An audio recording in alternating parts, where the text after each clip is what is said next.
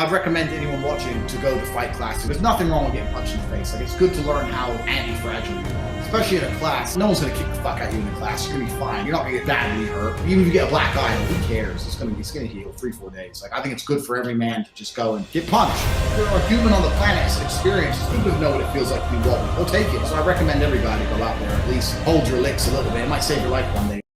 What's up, Get Fit fam? We're in the gym. What gym is this?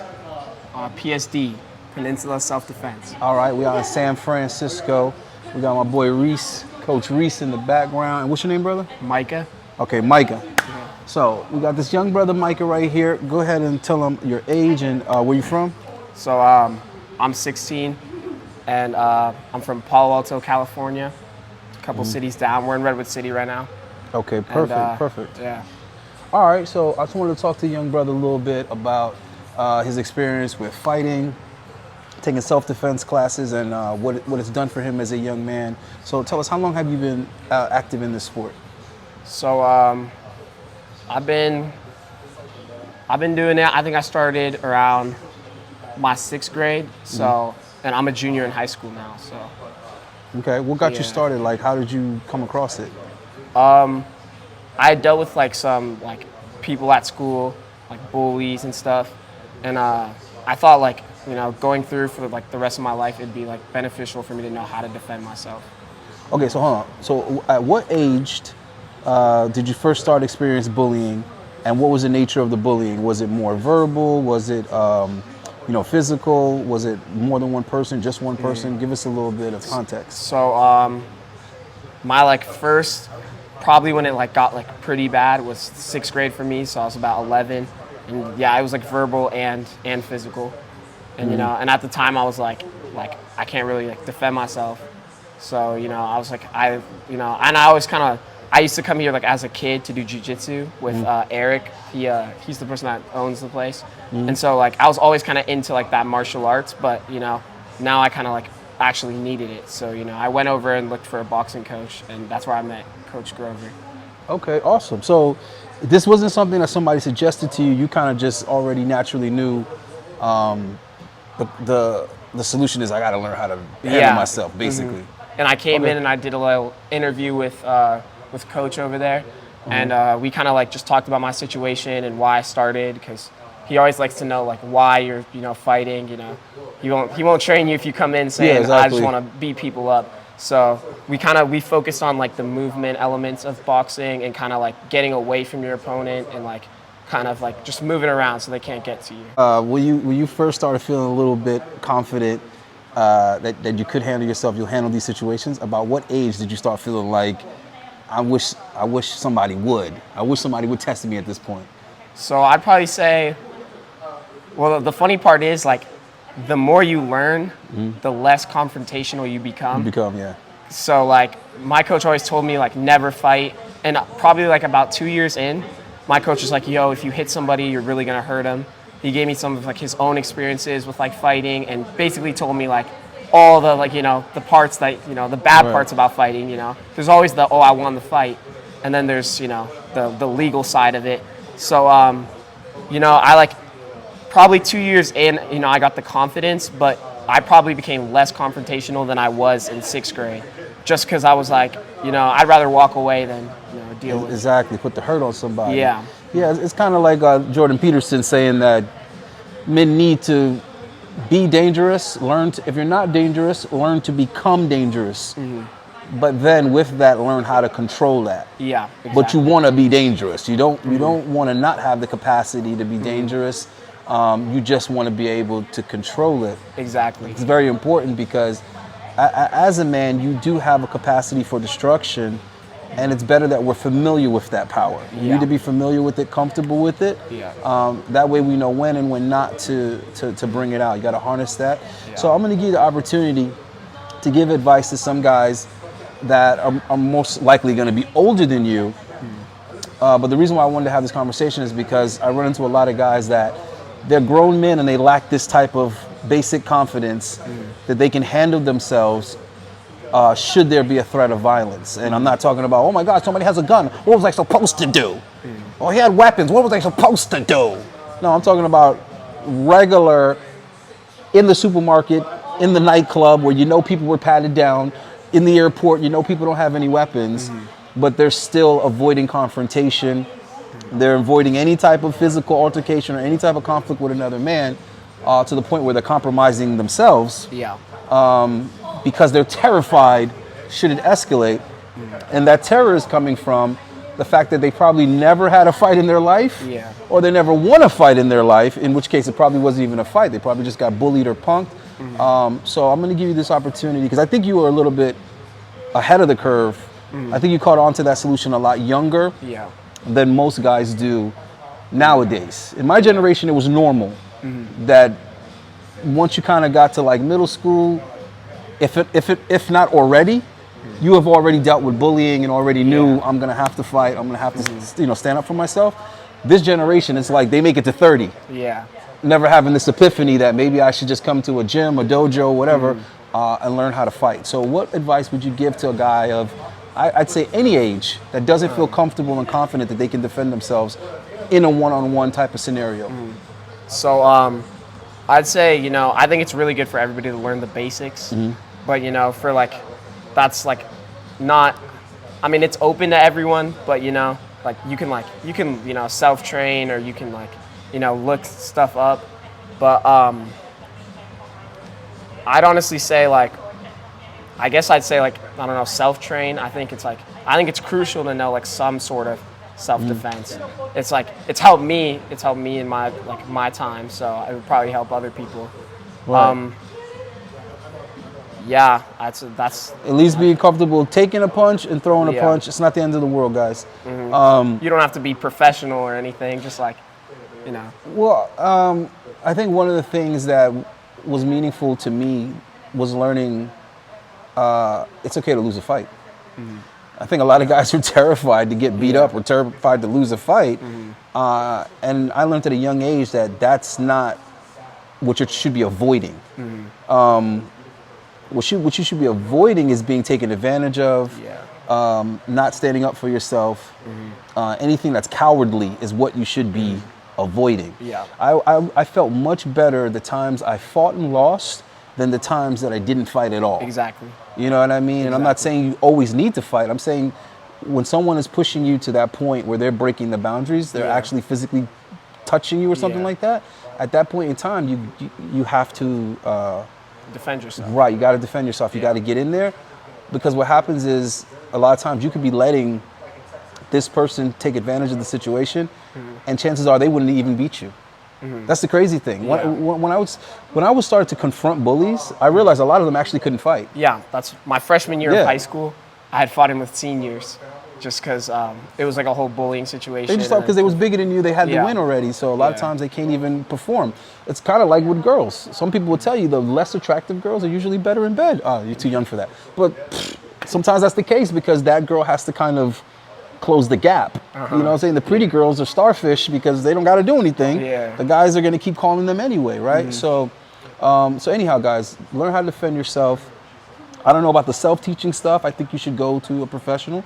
I think there's nothing wrong with picking up the hobby. And you could choke somebody out using their T-shirt if you know the right place to do it and know the right leverage points. So, and most guys can't do that. Like, in your estimation, what percentage of the male population do you think could, if the need should be called upon them to be lethal, actually defend themselves and somebody that they might be with?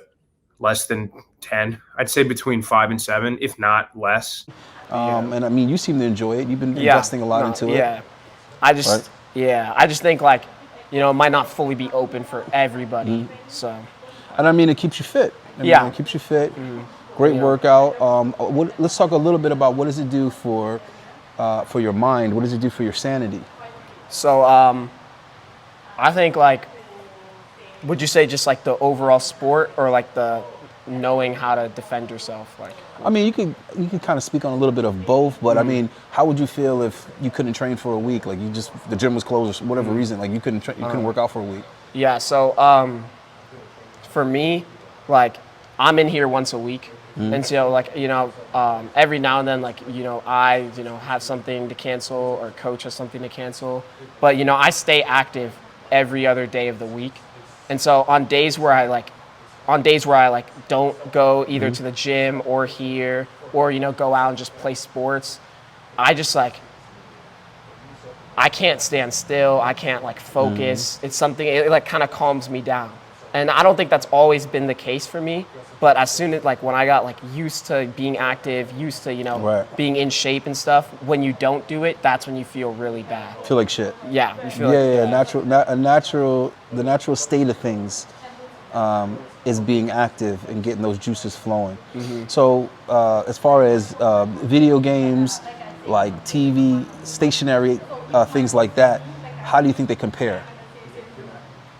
On my mental? Or no, I'm saying how does say staying home and playing video games, for example, playing Madden versus going out with your friends and actually playing football?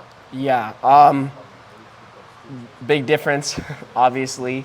I don't think there's anything wrong with little games, but I also think it's crucial to be outside, you know, get some fresh air.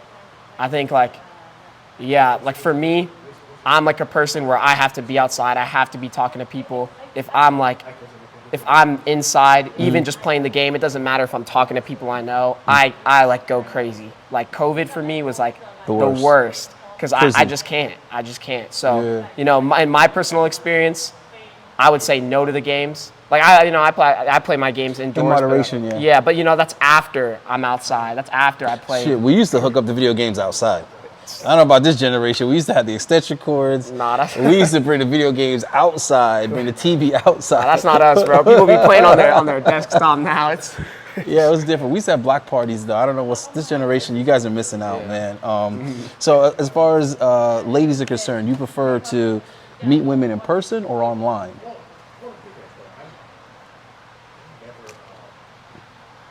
I mean, I'd definitely say in person. I've met people both, but I think like in person you kind of skip that awkward barrier. And you what you see is what you get.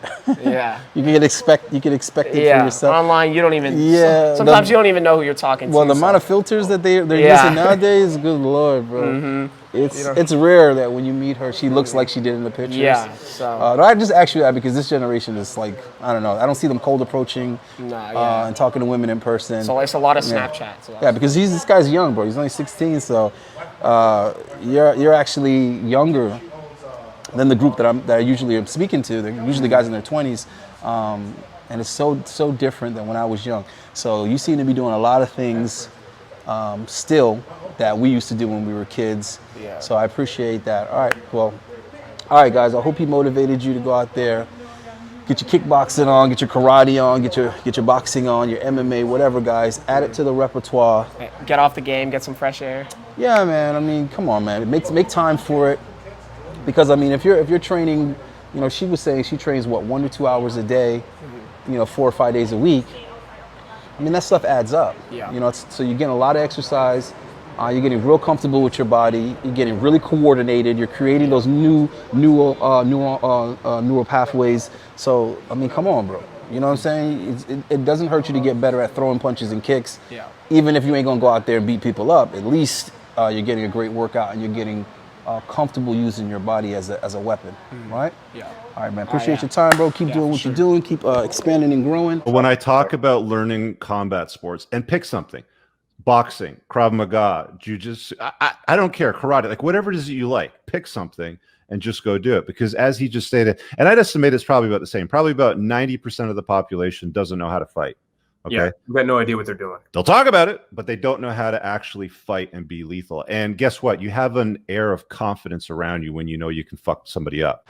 What's up, fam? We back at it. I got the man Grover right here. You might recognize him from his YouTube channel. Man, go ahead and plug that because I love your channel. All right, so I'm from the one half of the Tip Network, where we basically do social commentary on relationships. I'm not really here to give advice. I'm just here to point out a better way to do things. So that's just what we've been doing. Had a little success. So thank you, all the fans out there and all the people who support us. We're very appreciative. Yet, they give some exceptional advice over on that channel, whether directly or indirectly. I think you guys are giving really, really good advice, and I think the duo is amazing because Scott's a little bit younger than you. Right. It's coming from a different walk of life, so you got kind of that wisdom, and then you got that relatability of someone that's in their 30s, which is kind of the generation I think that's dominating right now. So needless to say, Grover has a lot of wisdom to offer. So I am going to ask you to give some advice today. Yeah, okay. Because I think it's really important that some of these guys start tackling their insecurities, and the one that I want to focus on today is their ability to fight and defend themselves, which would provide them a natural sense of security and confidence as a man that they walk around with. Well, here's the biggest thing that you realize is that when you start teaching self-defense, just to introduce my background of self-defense, I've been trained in martial arts since I was 8 years old. I am what's called a pro coach in combat submission wrestling for their SDX kickboxing program and their combat submission wrestling program. I'm a second-degree black belt in Shorin-ryu karate. God, now it sounds corny because I'm naming off all the stuff. Just bear with me. I'll get through it really quick. A black belt in Japanese Jiu-Jitsu. I'm a practitioner. I'm just a blue belt in Brazilian Jiu-Jitsu. I boxed actually started boxing when I was 8. Brown belt in Judo. I've just done self-defense my whole life. I'm also a full instructor under Sifu Brenda King for JKD and Kali, which is Filipino martial arts. So being 50 years old, I've probably been doing martial arts probably about 42 years. 42 years, probably. And how many different countries? I've practiced I've done fast wrestling in Africa. I've practiced in Africa. I've practiced in Europe. I've done Savate in Europe. I've trained extensively in Muay Thai in Thailand, Chiang Mai Muay Thai, and Twin Tigers, Pattaya. Trained in the Philippines at Luneta Park. And of course, the United States, trained a lot here. So trained in Mexico, trained in the thing is, every time I go somewhere, I'm going to train. I want to exchange energy. I want to learn something, take something from it, another style. Shout out to Thailand over there. Yeah, to all my Thai folks. Shout out to Thailand. Sawadee krap. You said something very interesting about just being a martial artist and like the confidence. So here's the thing. The number one thing that you're going to learn is situational awareness, and any good martial arts is going to teach you situational awareness. Just to look, you'll start seeing how people look when they're about to load up, and you'll get actually confidence from knowing what's going to happen. A lot of my confidence comes from understanding and reading the room and understanding this is a bad room to be in. Because listen, the number one thing in self-defense is to get out of a bad situation. To avoid it. You don't need to be Superman, especially if you guys see the gray hair. You get about 50 years old, you're going to realize, listen, I'm not going to be fighting everybody. And, it's also a deadly game out there with weapons. So what you need to do is remove yourself from the situation. Violence is a different thing. I know truly violent people, and I've been in truly violent scenarios. And if someone is truly violent, they don't need to know how to fight. And I'm saying if someone who is violent wants you, you're going to die. Violence is 10 men with machetes. Violence is spray the medic. Violence is run him over with a car. When 4 dudes roll up with blades and jump at you, man, you're dying, man. You're dying. It only takes one fucking wound. Oh, I know Krav Maga. You don't know shit. You ain't Steven Seagal. You are dying. With that being said, if you do have to do something, you want to have the confidence to at least be able to handle yourself. The average male fights 100 times less effectively than they think they do. So basically what we have is a lot of people who pretend in their mind, they fantasize, they're living like their childhood age. They've never hard sparred. They've never done Brazilian Jiu-Jitsu. They've never done boxing. They've never done Thai boxing. They've never been in pressure situations, and they think they're just going to pull it out of thin air. That's absolutely false. What you have to do is you have to practice. Fighting is the number one thing that will teach you more about yourself than anything else. I hear people talk about, I go traveling to learn about myself. What do you learn? You learn how to book a hotel and bang some South American four. That's what you learn. Congratulations. With fighting, you actually learn real things. You get to learn what you're really made of. Every man has this idea in their mind, if I get angry, if someone hits me, I get angry. All right, cool. You'll learn if that's true or not. Because you'll see, most people, it's not like that, right? Right. And you got to find a good coach, a good Sifu, a good sensei, a good Arjan, a good crew, somebody who knows how to teach, who wants to teach, and who understands that they have a really business relationship, so they have to deliver, but also it's personal. They want to see you do well. Right. Well, that's very hard to find. Let's dive into that a little bit, because I'm operating under the pretense that this is new to some guys. They're reluctant to do it. They're a little hesitant. So let's get a couple of tips on how to go about picking someone that's gonna be a good mentor, a good trainer, a good coach, Right. and kind of get them to that place of comfortability where they can learn. All right, so number one, you look at you guys out there, you look for not only the head instructor, how well they communicate, how engaged they are, because there's a lot of head instructors out there, a lot of professors who are kind of like mailing it in. I'm very lucky. I've been blessed being under Sensei Paulson, Professor Acha, Professor King, Professor Vogel, all of these from Brazilian Jiu-Jitsu. Just using Brazilian Jiu-Jitsu, they've been super engaged in grappling. You can ask them a question and they take time to answer your questions. But also, you got to look for your training partners because you actually learn from your training partners. You learn from the people day in, day out that you do the techniques Just with. like that in bodybuilding, yeah. It's you only get need a good better than training the people partner. you train with. Exactly, Right? yeah. So, iron sharpens iron, steel sharpens steel. What you don't want to do is you also have to have that proper energy. So if I come and I'm 65 years old and I'm training with, which I'm not, so don't be calling me old man out there, and I'm training with like a 30-year-old, if that 30-year-old person's more experienced than me in this art, he needs to understand that I'm 65 years old. So you got to go to where they are and build them up. So that's what I do.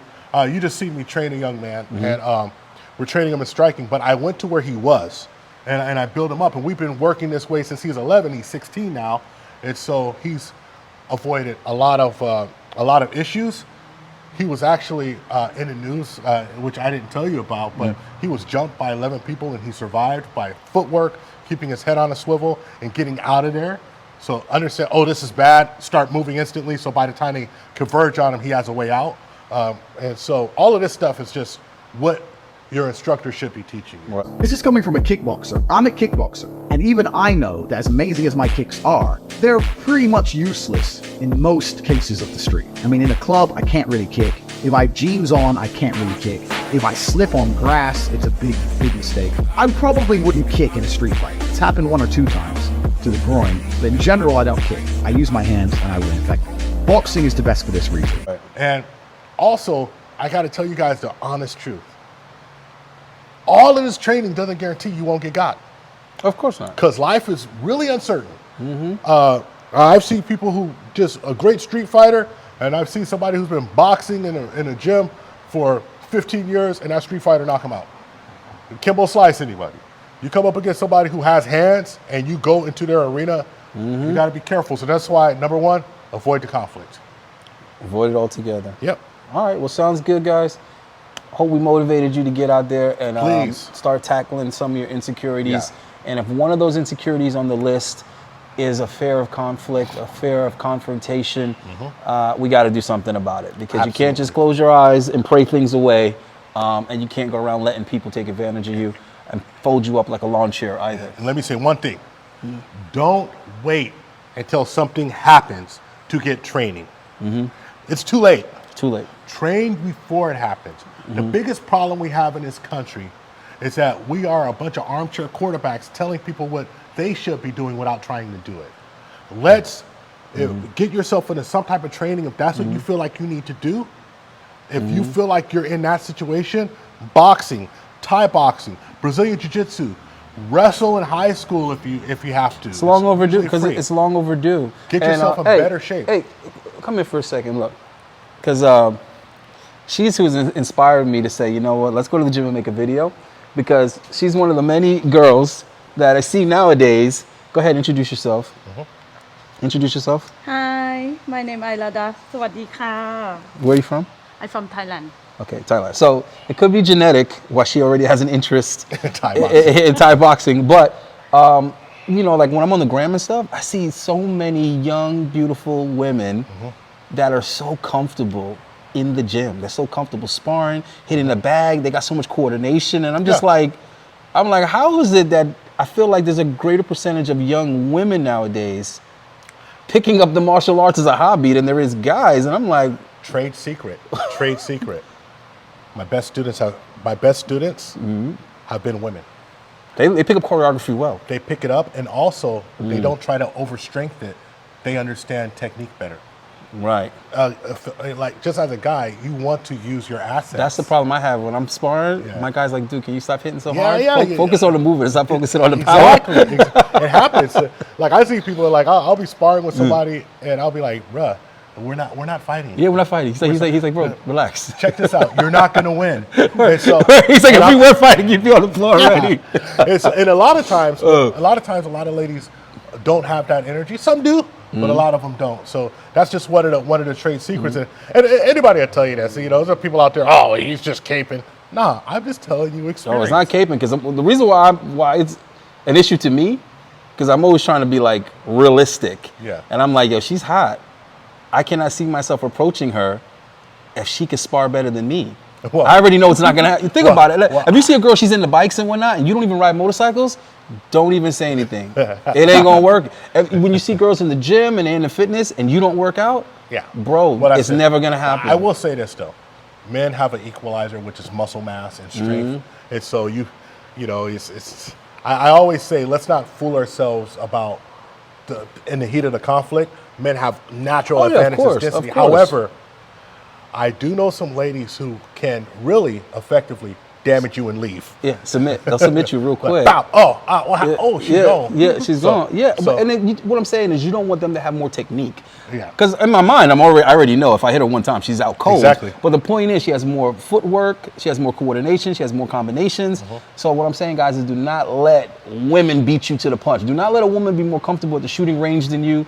Don't let her be more comfortable than the gym. I'm being honest, bro. Yeah, that's true. You know what I mean?